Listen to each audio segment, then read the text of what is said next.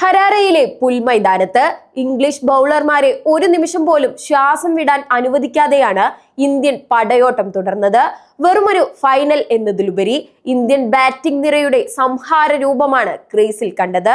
ഓരോ പന്തും അതിർത്തി കടക്കുമ്പോൾ ഗ്യാലറിയിൽ ഉയർന്ന ആർപ്പുവിളികൾ ഇന്ത്യൻ ആധിപത്യത്തിന്റെ വിളംബരമായിരുന്നു.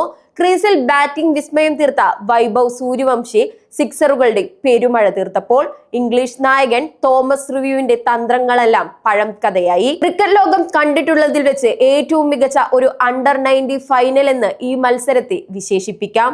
തോൽക്കാൻ മനസ്സില്ലാത്ത വീര്യവുമായി പൊരുതിയ ഇംഗ്ലണ്ടിനെ അതിലും വലിയ പോരാട്ട വീര്യം കൊണ്ട് ഇന്ത്യ നിഷ്പ്രഭരാക്കി.